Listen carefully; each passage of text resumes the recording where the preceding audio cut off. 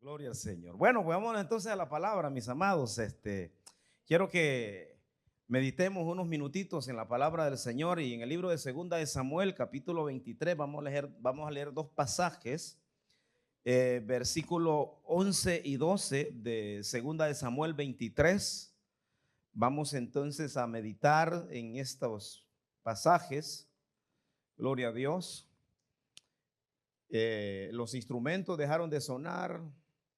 La música paró, pero nosotros podemos seguir adorando al Señor.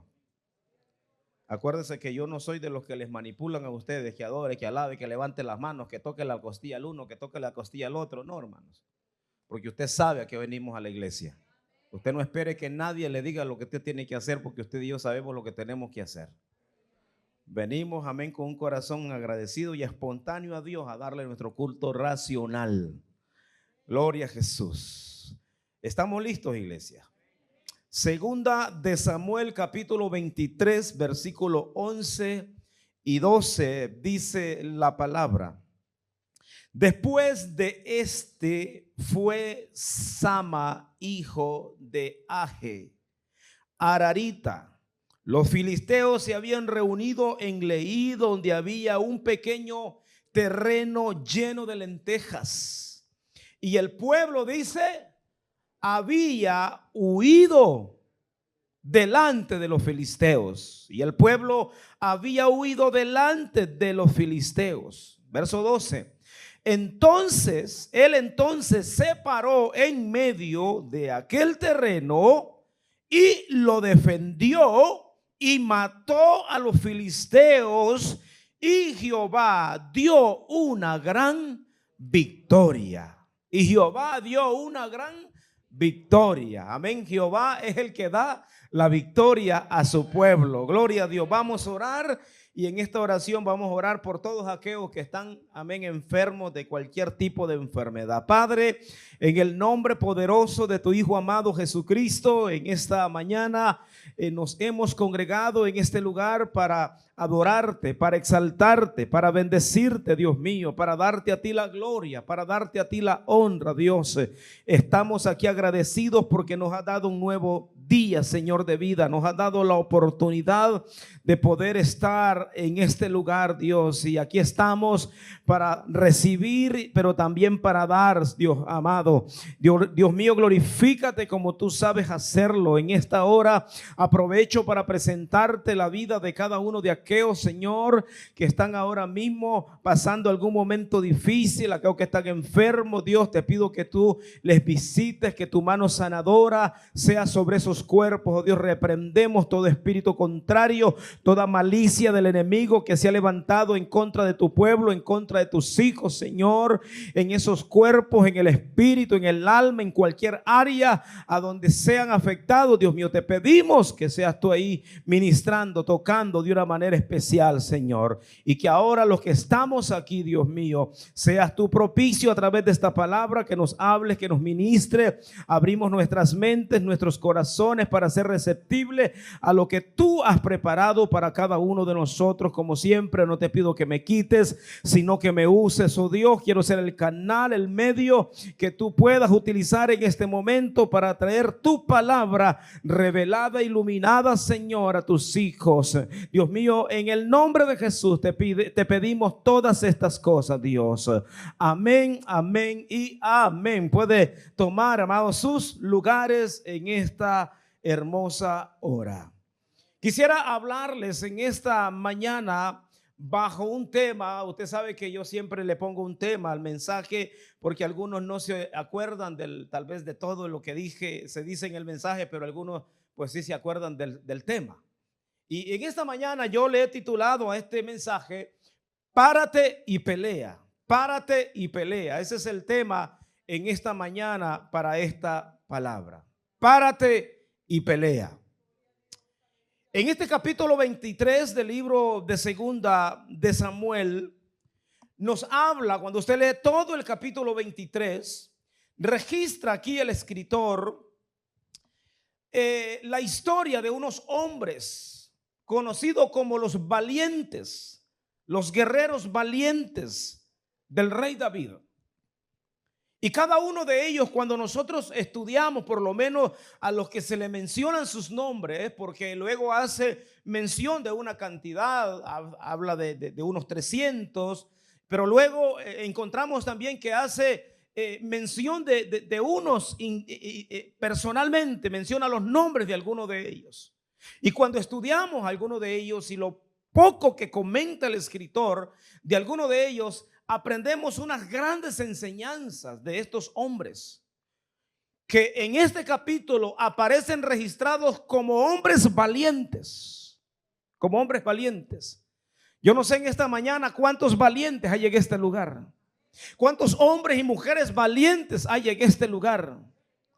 Ahora, cuando también nosotros estudiamos la historia, nos damos cuenta que estos hombres en el principio, hermanos, no fueron así. No fueron valientes, porque estos hombres fueron los que en un momento se acercan a David cuando David se va a meter a una cueva llamada la cueva de Adulán, a donde David se va a refugiar esa cueva. Y cuando se dan cuenta que David está en ese lugar, entonces dice que llegaron sus familiares, pero también llegaron un montón de hombres a refugiarse con él. Y la Biblia también registra cuál era la condición de cada uno de estos hombres. Y dice que estos hombres eran gentes que estaban endeudados, que estaban contristos de espíritu, que estaban amargados. O sea, estaban en una condición la cual no reflejaban lo que ahora refleja el capítulo 23. Entonces esto nos enseña a nosotros de que Dios siempre está interesado en que el hombre cambie de posición, que cambie de una actitud en la cual se encuentra a una actitud diferente.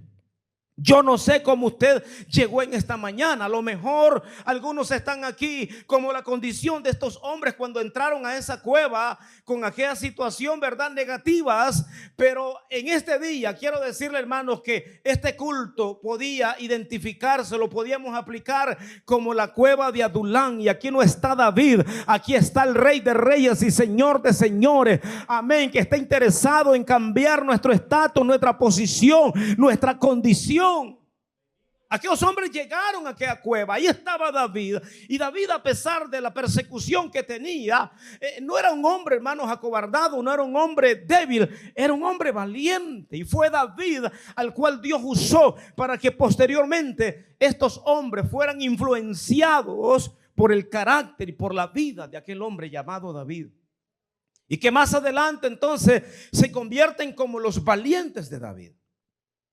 Y cuando nosotros llegamos a los versículos que hemos leído, el 11 y el 12 de este capítulo 23 de Segunda de Samuel, que encontramos a un personaje en el cual yo quiero estudiar y que miremos en esta hora. Hay muchos antes de este pasaje que menciona, pero yo quisiera en esta hora enfocarme en este hombre que lo menciona en el versículo 11 como Sama. Sama, el nombre de Sama significa Jehová ha escuchado. ¿Dónde están los Samas en esta hora que saben de que Dios les ha escuchado, de que el Señor nos escucha, que el Señor, hermano, está atento al clamor de cada uno de nosotros?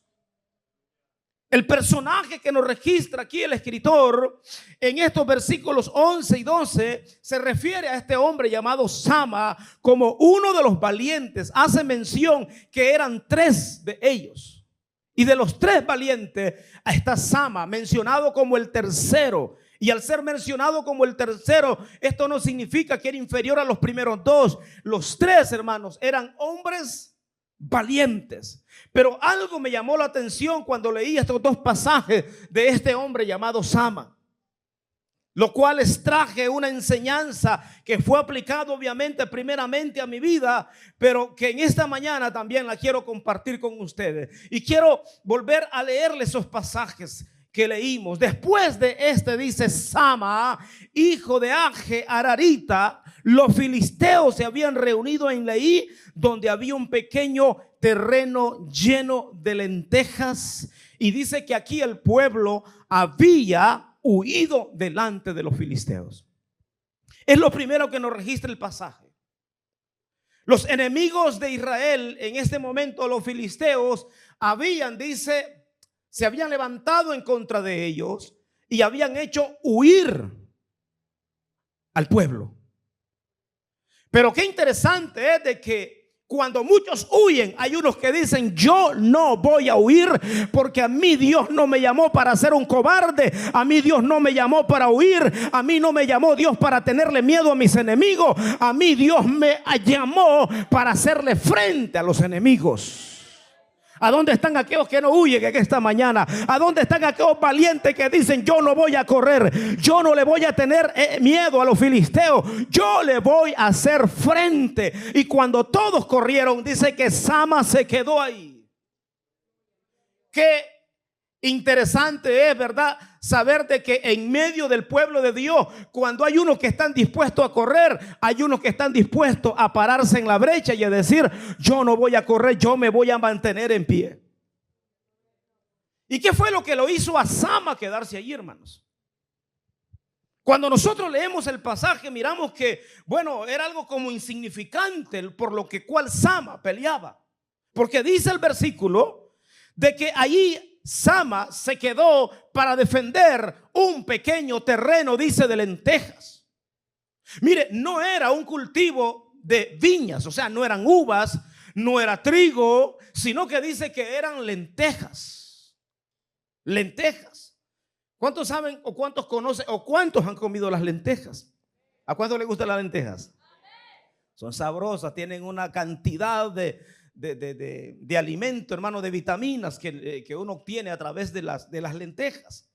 Entonces dice de que él se quedó ahí mientras unos huyeron. El versículo 12 dice: entonces, y de aquí es a donde yo quiero desarrollar mi mensaje, del versículo 11, el versículo 12 menciona algunas pautas que son bien importantes que podamos analizar en esta mañana.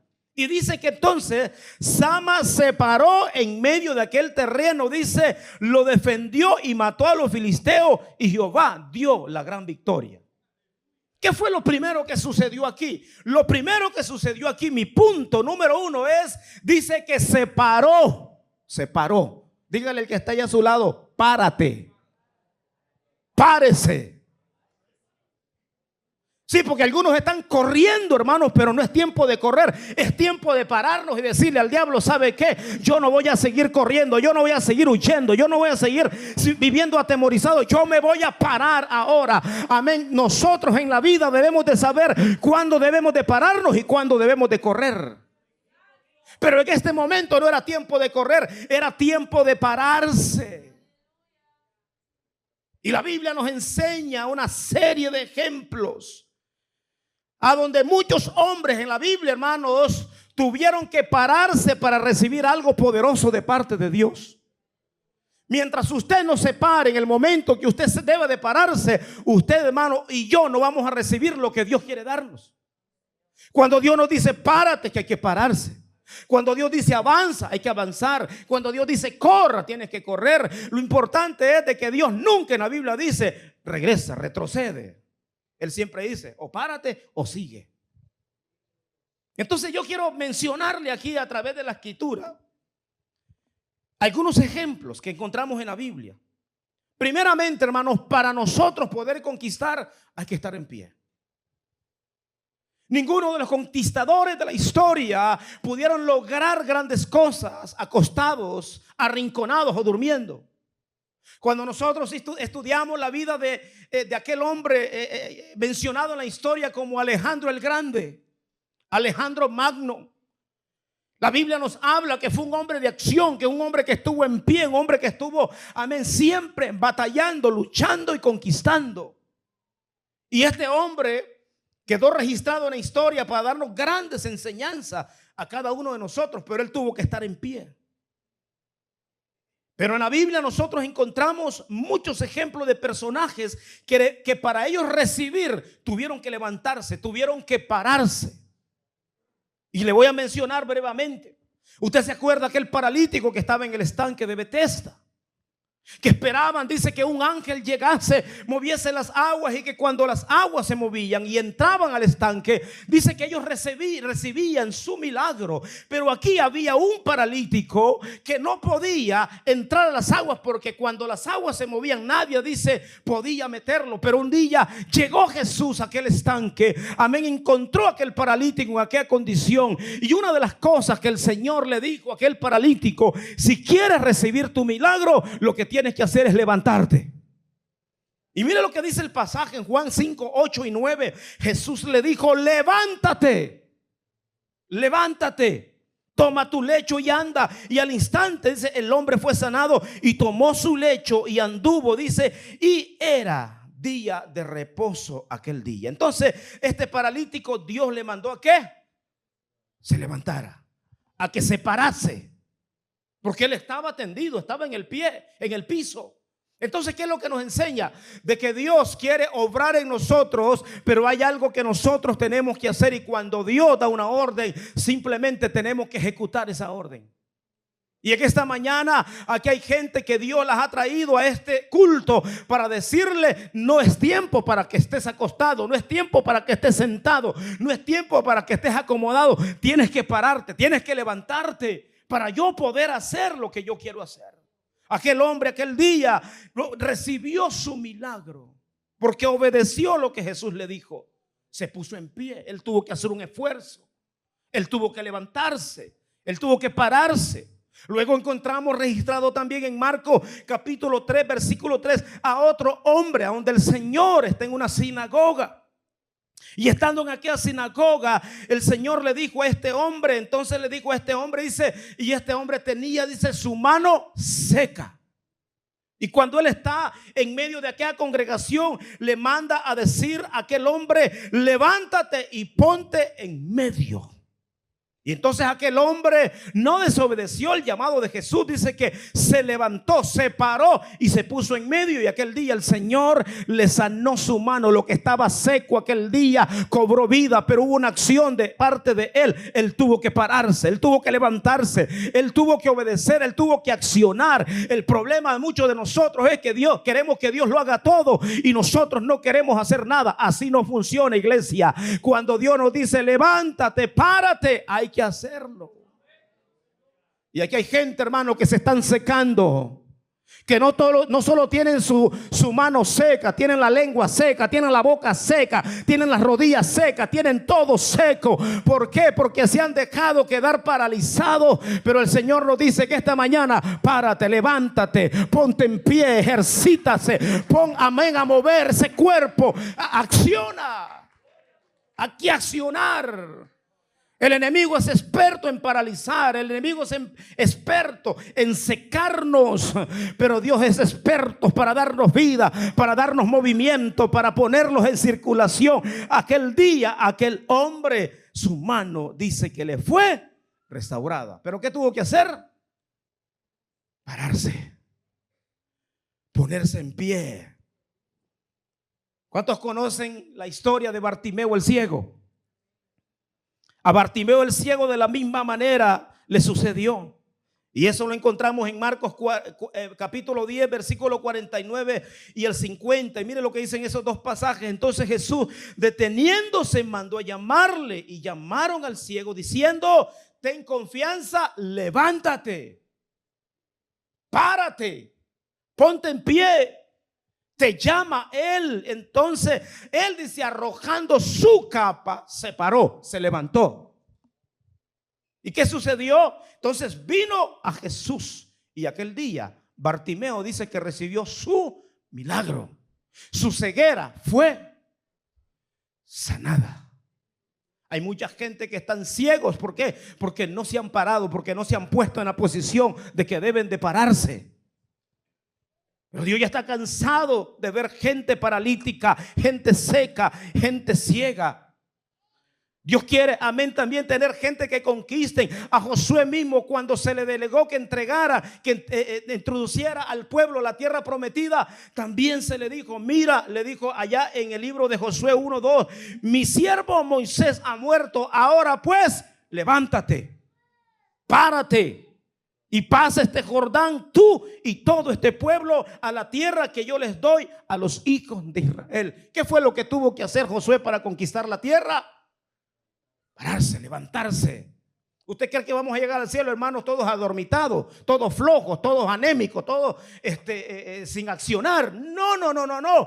Esto es de una iglesia viva, esto es de una iglesia que avanza, esto es de una iglesia que no se, amén, no retrocede, no se paraliza por nada, no se deja secar, sino que dice, no, yo voy a seguir, yo voy a conquistar.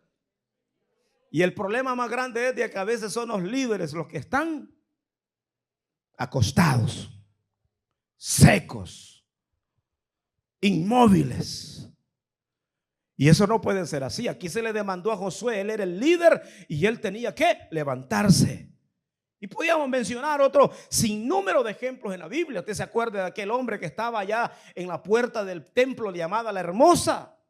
Cuando Pedro dice, Juan iban a la oración, y cuando llegaron, aquel hombre esperaba recibir una limosna de estos dos hombres, pero ellos le dijeron, no tenemos plata ni oro, pero lo que tenemos te damos. Levántate, le dijo, en el nombre de Jesús, y anda. Y dice que se levantó aquel hombre, se incorporó. Aquel hombre, cuánto tiempo, cuántos años había estado en aquella puerta, ahí postrado, amados hermanos, hasta que entonces alguien le dijo, levántate. Hay muchos que están dentro del templo, pero están igual que el paralítico.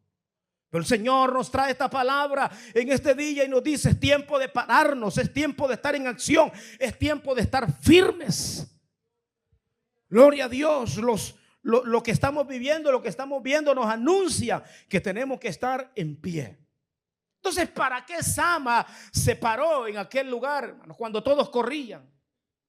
Cuando todos estaban atemorizados, Sama se paró ahí, no simplemente para pararse, porque esto no es solamente pararse, cualquiera se puede parar, pero el pararse es parte de la acción, pero eso requiere más acción. ¿Y qué fue lo que hizo Sama aquí? Dice que Sama defendió su territorio.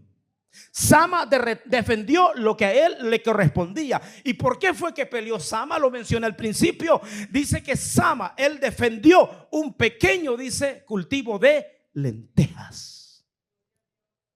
Para nosotros a lo mejor tener un pequeño cultivo de lentejas es algo significante, pero para aquel entonces no era algo significante, era algo de mucho valor. Y eso lo podemos aplicar entonces a nosotros. Muchas cosas que a veces no le damos valor, que las miramos insignificantes, pero debemos de entender de que son cosas importantes y que debemos, hermanos, de defenderlas, y tenemos que pelear por esos territorios que Dios nos ha dado. El territorio que Dios nos ha dado, y tenemos nosotros que defendernos. Este es mi segundo punto. Debemos, amén, defender nuestros territorios. Defiende lo que es tuyo. Defiende lo que los filisteos te quieren quitar. ¿Por qué usted cree que los filisteos se habían levantado y han venido a este lugar solo por acabarlos a ellos? No, ellos querían tomar posesión de todo aquel territorio. Y todavía sigue eso. La guerra que está viendo en Israel ahora, en esa pequeña franja de Gaza, esa era parte donde habitaban los filisteos. Son descendientes de los filisteos y todavía sigue esa guerra, todavía sigue esa guerra. ¿Y cuál es esa guerra? La guerra es con la intención de tomar posesión de toda esa tierra.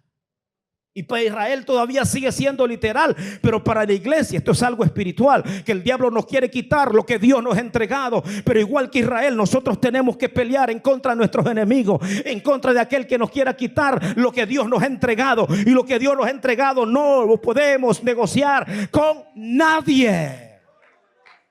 Con nadie. Y quisiera mencionarle tres cosas de que por lo menos el Señor me reveló que es de suma importancia, que pueden representar ese pequeño territorio de lentejas que peleó Sama, que para nosotros es nuestra salvación. Por lo más que el diablo esté interesado en nosotros es por esa salvación que Dios nos ha dado. Porque Él sabe que Él no tiene oportunidad. Si Él tuviera oportunidad de ser salvo, hasta nos ayudara. Pero como Él ya no tiene esa oportunidad, entonces Él no quiere irse solo. Él quiere que tú y yo también nos vayamos con Él y perdamos lo que un día Él tuvo.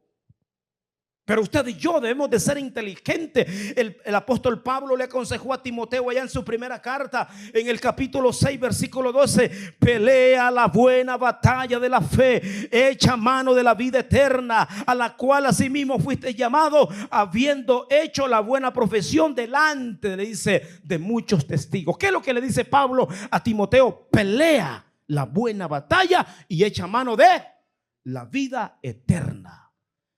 ¿De qué está hablando este pasaje aquí? Está hablando de la salvación.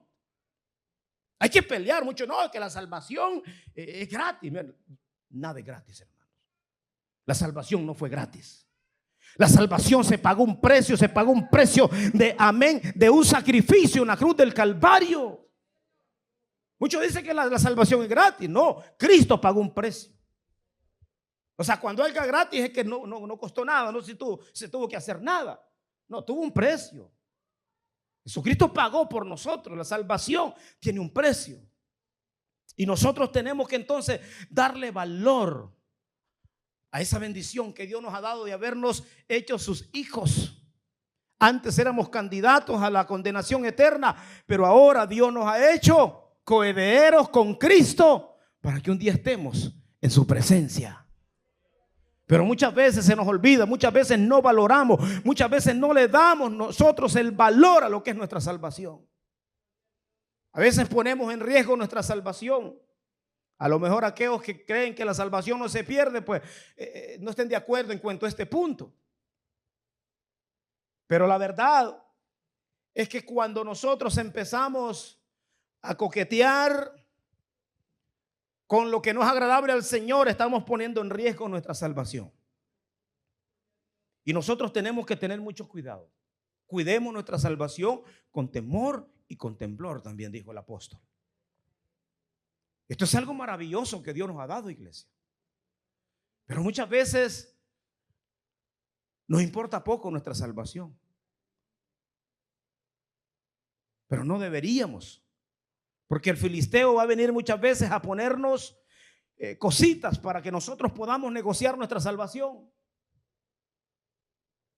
Pero en ningún momento nosotros debemos de tomar esa posición. Debemos de ser como Sama. Nosotros vamos a defender y vamos a pelear, amén, de una u otra manera para que nuestra salvación la preservemos, la mantengamos, porque eso es lo más grande, el tesoro más grande que Dios nos ha dado. A lo mejor muchos no están entendiendo, no les interesa esto. Porque a lo mejor algunos ni saben lo que es la salvación. Pero los que entendemos y sabemos la importancia de ser salvos, de haber aceptado a Jesucristo como Señor y Salvador, es lo más maravilloso que hemos podido recibir. Pero también ese pequeño lugar de lentejas representan, hermanos, la familia. La familia. A veces no se le está dando valor a lo que la familia debería de dársele. Pero la familia es un gran tesoro que Dios nos ha dado. Es un gran valor que nosotros debemos de darle al matrimonio, a los hijos, a los nietos, a toda esa familia que Dios nos ha dado. ¿Cuántos quisieran tener una familia? Algunos no lo tienen. Pero los que lo tienen no lo valoran. Muchos quisieran tener un matrimonio y no lo tienen, pero que lo tienen no lo valoran. Andan peleando, andan enojados, durmiendo en camas separadas. El único momento tal vez de paz es cuando vienen a la iglesia, pero cuando se suben al carro y llegan a la casa, hermano, eso es un infierno.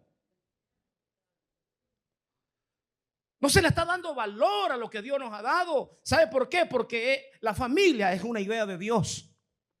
La familia no es idea del diablo. La familia es idea de Dios.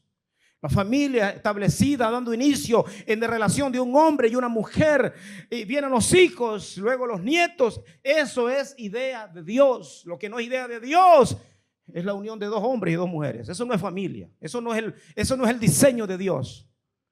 El mundo y las leyes humanas han establecido de que eso es familia. No, eso no es familia.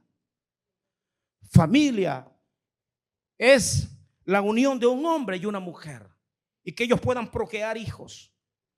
Y esa familia Dios la bendice. Y esa familia para Dios tiene un gran valor. Y para nosotros debería también considerarse como algo de valor. ¿Cuál es el valor que tiene nuestra familia, hermanos? Ahora, cuando estamos hablando de familia, debemos de entender que la familia no debe estar sobre de Dios.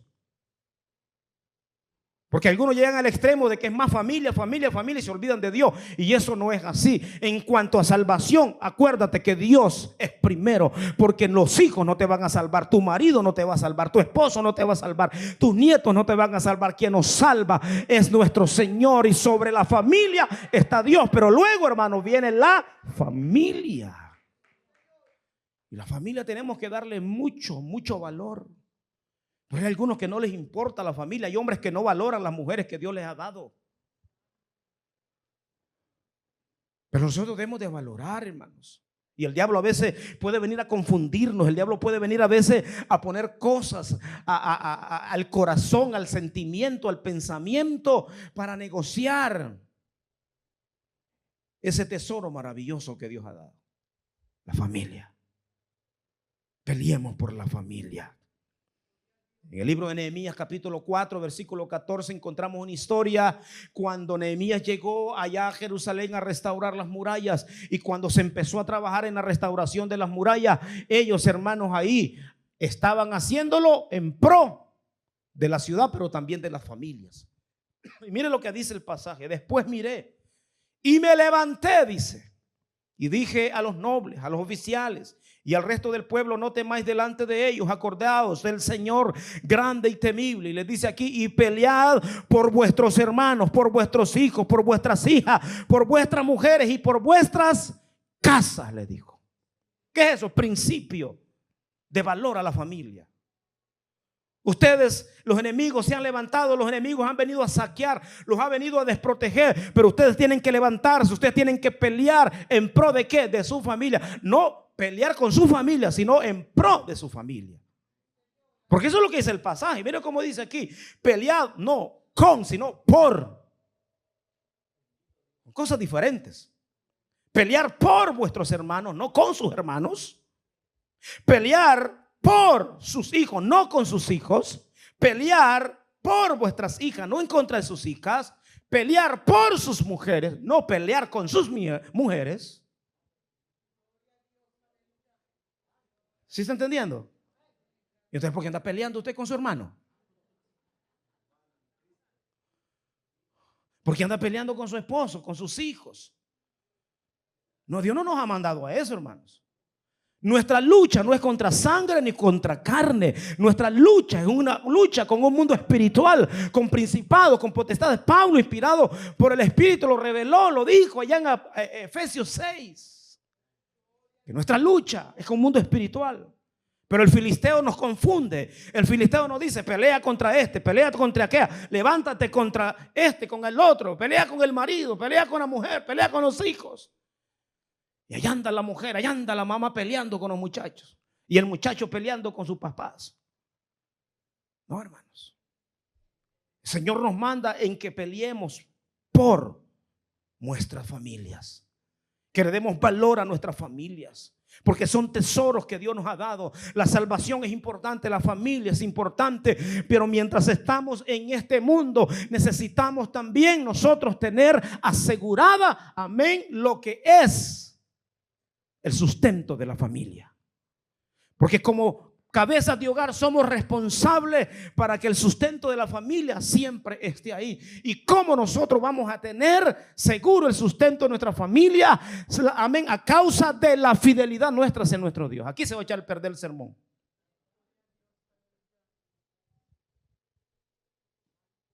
Tú tienes que defender tus finanzas.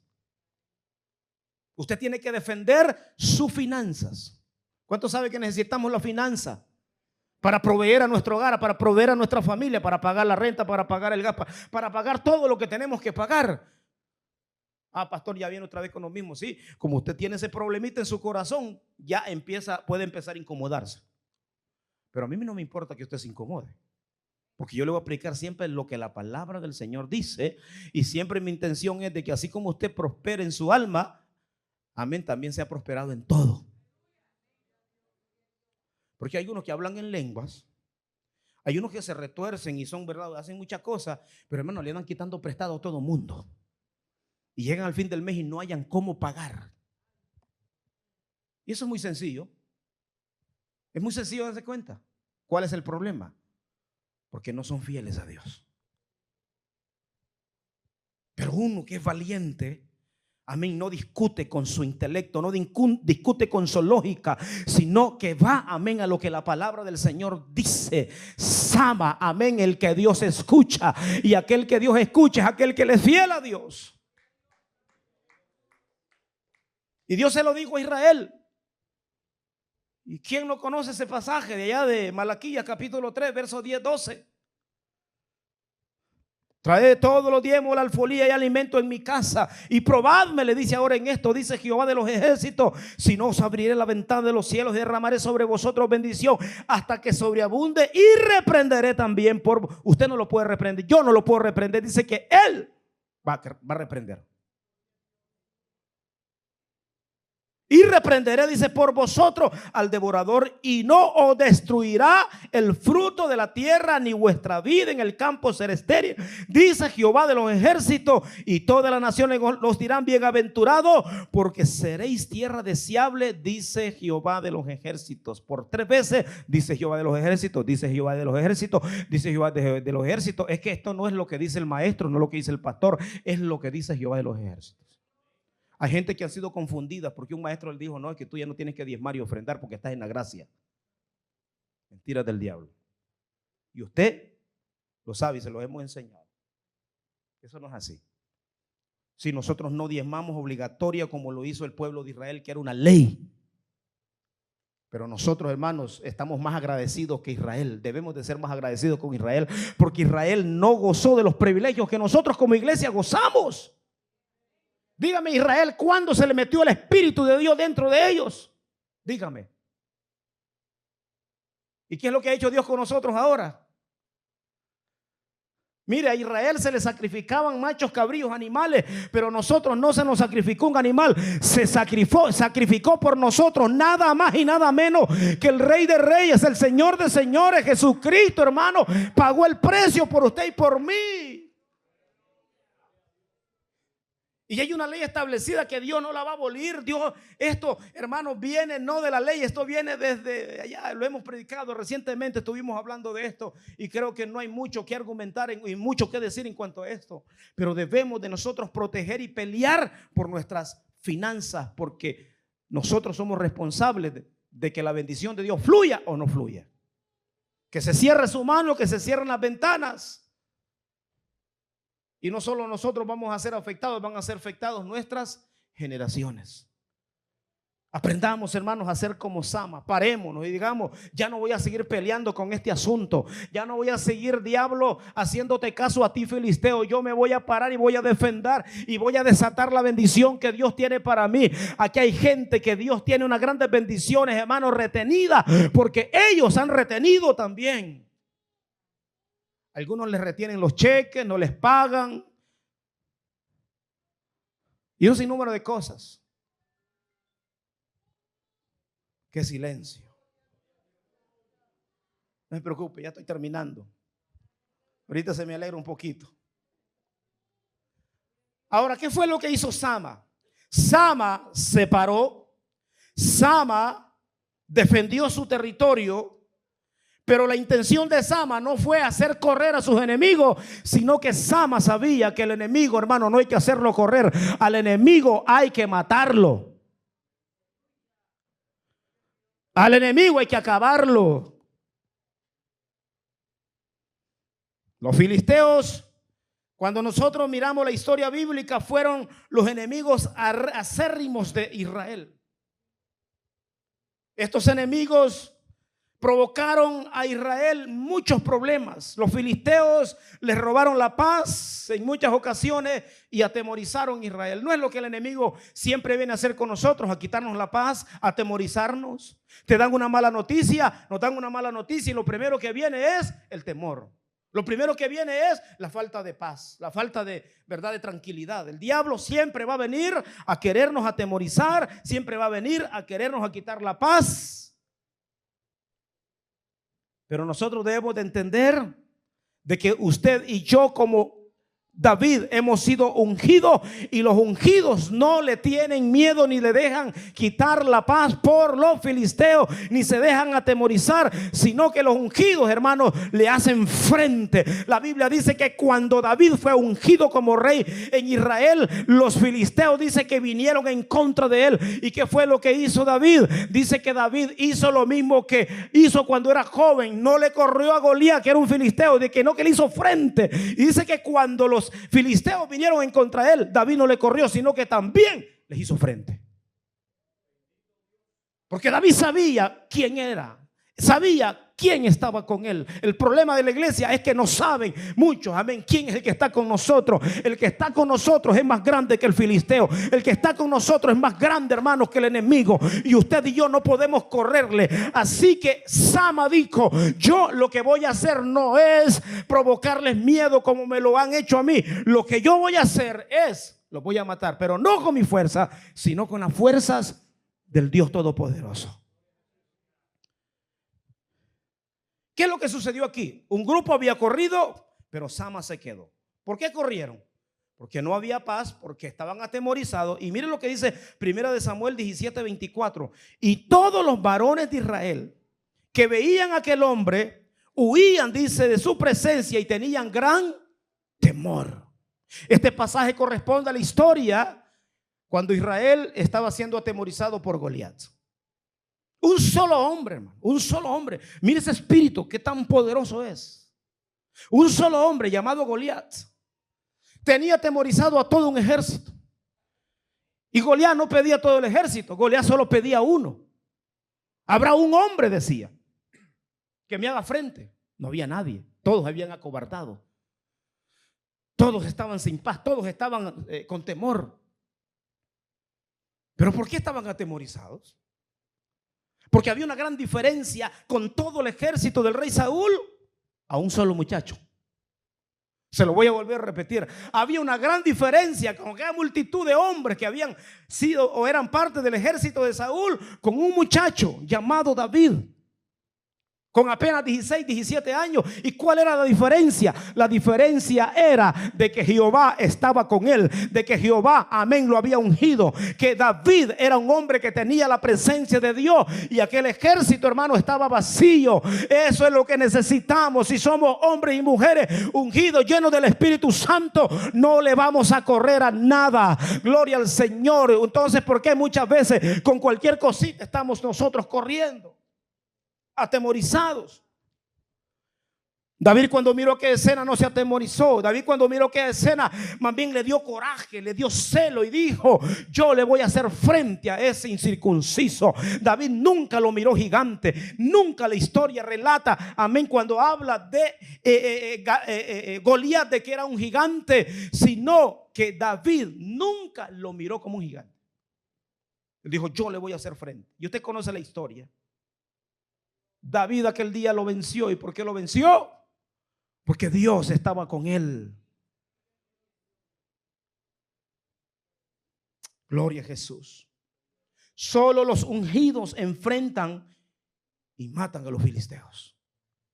Es que esto no es con la carne, esto no es con lanza, con espada, con jabalina. Esto no es con las capacidades, con el intelecto, con la experiencia que usted tiene, con cuántos años que usted tiene de servir. Esto no es con un título de pentecostal de la cabeza a los pies. Esto no es, hermanos, con bufonada. Esto es con la presencia del Señor. Esto no es con grito, esto no es con show, esto no es con emoción. Esto es con presencia de Dios. Es con la presencia de Dios como se le va a hacer frente. Gloria a Dios.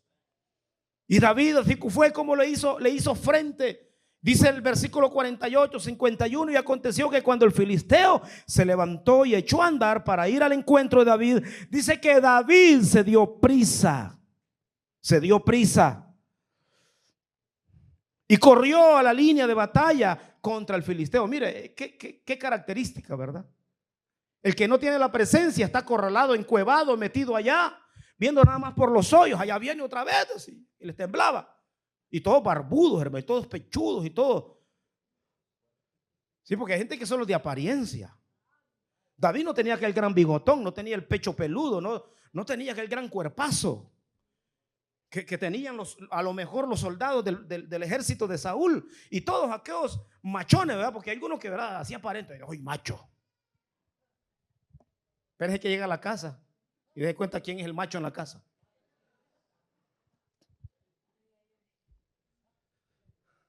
Es ella la que manda. No, llevo los pantalones, sí, allá la lavandería es que los lleva, pero sí, porque hay unos que son bien machos y usted lo mira, ay, que no huele cobardes que son. Bueno, que aquí en el Tabernáculo de la Paz no hay, aquí puros sama, hay pura gente valiente, puros hombres, aleluya, de valor. Y David entonces dice que corrió la línea de batalla contra el filisteo. No estaba atemorizado como los demás. Todos aquellos estaban siendo espectadores cuando uno era el protagonista. Y así sucede en el pueblo de Dios, hermanos. Unos pocos valientes. Usted miren el ayuno, unos 2, 3 unos que están y los demás son espectadores. Mientras uno estamos ayunando allá, unos comiendo carne asada están allá.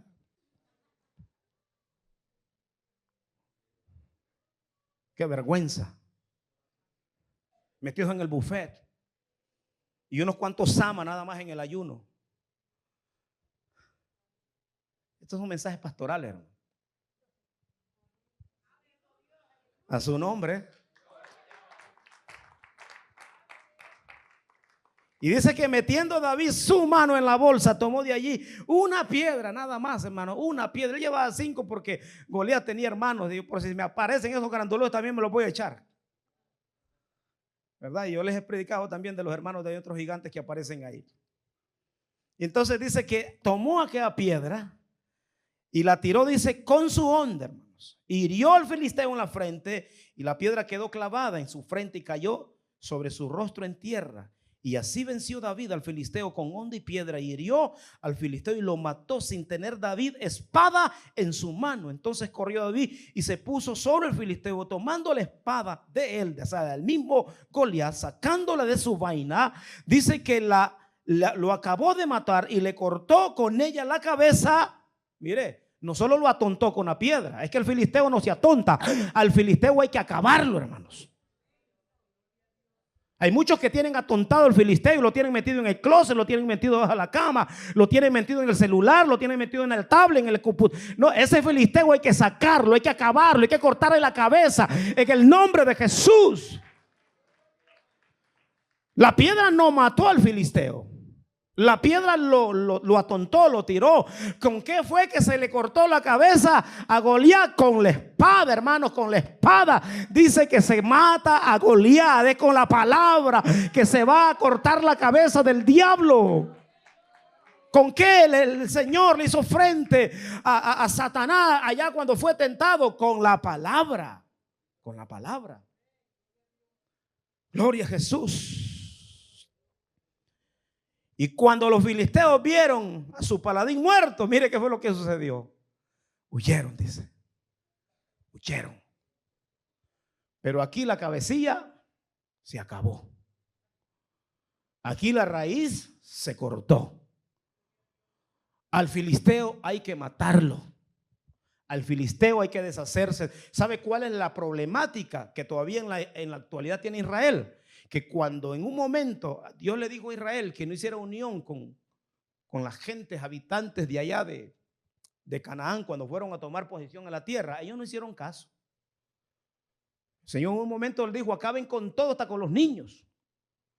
Pero muchas veces fueron muy misericordiosos, porque muchas veces somos más misericordiosos nosotros que Dios. Cuando Dios dice algo, hermano, hay que ejecutarlo, hay que decirlo. La lógica humana no cuadra con la lógica de Dios. La matemática nuestra no cuadra con la matemática de Dios. Y cuando Dios dice hay que hacerlo, hay que hacerlo. Pero aquí miramos que David hizo lo que tenía que hacer. Yo le pregunto en esta hora, ¿cuál es su filisteo? El Señor me hizo esa pregunta a mí. ¿Cuál es tu filisteo? Y yo se lo pregunto también a usted. ¿Cuál es su filisteo? Ese filisteo pueden ser muchas cosas. Ese filisteo puede ser el desánimo, ese filisteo puede ser el enojo, puede ser el celo, puede ser el miedo, puede ser la pornografía, puede ser el odio, puede ser la amargura, puede ser la falta de perdón, la mentira, el hurto, puede ser hasta la misma tecnología, redes sociales, la vanidad. No sé cuál sea su filisteo. No sé cuál sea su filisteo. Pero ese filisteo hay que acabar con él, hermano. ¿Y sabe quién nos va a ayudar a acabar ese filisteo? Jehová de los ejércitos. Él es el que nos va a dar la victoria, porque al final del pasaje dice de que aquel día Dios dio una gran victoria, dice. Y Jehová dio una gran victoria, dice la última parte del versículo 11. Primera de Corintios 15:57 dice: mas gracias sean dadas a Dios que nos da la victoria por medio de nuestro Señor Jesucristo. ¿Por medio de quién la iglesia tiene la victoria, hermanos? Por medio de Jesucristo. En Él, amén, somos victoriosos. Todo lo que logremos es por medio de Jesucristo. Él nos da la victoria. Sin Él nosotros no somos nada. Por lo tanto, debemos de entender que siempre a Él debe de ser la gloria, la honra por los siglos de los siglos. Dios nos dice en esta tarde, en esta hora: amados, párate y pelea. Hay que pararnos y hay que pelear. Hay que pararnos. Identifiquemos en qué posición espiritual estamos. Si estamos dormidos, si estamos secos, si estamos paralizados, hay que pararnos. Y cuando nos paremos, amén, entremos en acción y defendamos lo que Dios nos ha dado, nuestro territorio, nuestra salvación, nuestra familia, nuestra finanza y muchas otras cosas que Dios nos ha dado. Bendito el nombre del Señor. Y tenemos, para que vivamos completamente en victoria, acabar con lo que hace tanto tiempo nos ha causado problemas. Hay cosas que hay que cortarlas. ¿Sabía que hay gente que usted tiene que cortarla? Amistades, comunicaciones, estar con ellos. Tienes que cortarlos porque sabe que te están influenciando negativamente. No te estoy diciendo que te hagas enemigo de ellos, porque Dios no nos manda a ser enemigos de nadie. Porque ¿cómo podemos amar a Dios si no amamos al que está en nuestro entorno? El que nos apartemos no significa que lo vamos a odiar, sino que vamos a tener que hacer, mire, un espacio, porque nos están afectando. Entonces Dios nos manda en este día a que entonces, amén, nos paremos y ¿qué? Peleemos. Yo no sé para quién es esta palabra. Yo la identifico que es para mí, pero yo no sé si usted la quiere tomar para usted. Pero si es para usted, pues, póngase en pie en esta tarde, porque en este día Dios nos invita a pararnos y pelear como lo hizo Sama, con valentía. Los valientes no huyen, los valientes hacen frente al enemigo. Y aquí en esta iglesia hay mucha gente que ha estado siendo acobardada. Aquí hay mucha gente que han estado con la tentación de huir, de salir corriendo. Pero usted no ha sido ningún cobarde. Usted, Dios no le ha llamado para ser un cobarde, sino para ser un hombre y una mujer valiente. Dios nos ha llamado para que hagamos frente a toda adversidad, porque Él nos ha vestido de toda la armadura. Y esa armadura, hermano, es frontal. Esa armadura es para que le hagamos frente al enemigo. Si nosotros le damos la espalda al enemigo, la espalda, no tenemos ninguna protección. Pero Dios nos ha dicho en esta mañana: no te atemorices, sé valiente, sigue peleando, vas a conquistar.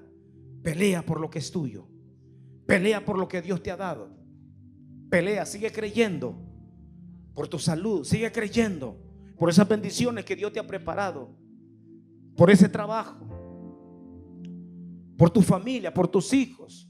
Sigamos orando, sigamos peleando por ellos, sigamos diciendo: esos hijos son del Señor, esos hijos le pertenecen a mi Dios. No tenemos que claudicar, no tenemos que perder la fe que Dios va a hacer en el momento determinado lo que Él tiene que hacer. Pero cuando los ama, se paran y están de pie valientemente. Padre, en el nombre de Jesús, en esta hora, Dios mío, he predicado tu palabra, la cual, Dios, yo sé que esta palabra ha venido y ha calado lo más profundo de nuestros corazones. Y tú le has predicado y le has hablado a este grupo de valientes, no de cobardes que están aquí, Señor. Los cobardes corren, los cobardes se ausentan, los cobardes, Dios mío, buscan otros sitios lejos de tu presencia, como lo hizo Jonás. Pero los valientes, Dios mío, acuden a refugiarse, acuden a buscar de tu rostro, de tu gloria. Dios mío, en esta hora, aquel que se ha sentido atemorizado, aquel que se ha sentido que ya no ha podido, Dios, yo te pido que en esta hora tú te glorifiques, que en esta hora, Dios mío, tú tomes control, que en esta hora, Dios, tú levantes, que en esta hora, Dios mío, tú levantes a los amas, a los que tú escuchas, Dios. Tú has escuchado el clamor de tus hijos, de tus hijas, pero el enemigo se ha dado cuenta. El enemigo, Dios mío, se ha dado cuenta que esas oraciones han llegado delante de tu presencia y ha traído pensamientos negativos de mentira. Dios no te escucha, Dios no te ama, Dios ya se olvidó de ti. Mira cómo estás, mira cómo vives, mira cómo está tu familia, mira cómo están tus hijos. Oh Señor, nosotros sabemos en quién hemos confiado. Nosotros sabemos a quién le clamamos. No es un Dios muerto clavado en un madero, no es de yeso, no es de plata, no es de oro, no es de madera. Es un Dios vivo que ahora está sentado a la diestra del Padre. A ese Dios es el que nosotros clamamos, a ese Dios es el que nosotros intercedemos, ese Dios es el que nos atiende, nos escucha. Oh Dios mío, te adoramos, te bendecimos, te damos la gloria y te damos la honra, Señor, en este día. Oh Dios mío, glorifícate. Iglesia, es tiempo de accionar, no simplemente de escuchar, sino de accionar, de poner en acción lo que Dios nos dice que tenemos que hacer. No simplemente ser protagonistas, oidores, sino autores y hacedores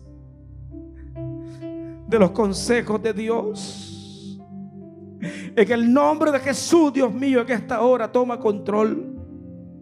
Toma control, Señor, de todo temor, de toda angustia, de toda ansiedad, de toda tristeza, de toda depresión, Señor, de toda influencia filistea en contra del pueblo. Ahora mismo, Dios mío, en el nombre de Jesús, te pido que te glorifiques de una manera especial, que impartas fuerzas, que impartas fortaleza. Tú no nos has dado un espíritu de cobardía, Señor. Tú nos has dado un espíritu de poder, de dominio propio, de amor, Dios. Oh, Dios mío, por lo tanto, no estamos dispuestos a claudicar. No estamos dispuestos, Dios mío, a cobardarnos. No estamos dispuestos, Señor, a salir corriendo. Estamos dispuestos, Señor, a seguir hacia adelante, a pararnos en el sitial que tú nos has dado. Todo aquel, oh Dios mío, que ha estado pensando correr, Dios eterno, te pido que en esta hora, Señor, aclare sus pensamientos, sus sentimientos, sus emociones, que tomes control, Señor. Filisteo es un mentiroso. Sabemos que tiene una fuerza grande, diabólica, pero más grande y más poderoso y más fuerte eres tú, Señor, que vences, Dios mío, toda artimaña del enemigo que se levanta en contra de nuestras vidas. En el nombre de Jesús, en el nombre de Jesús.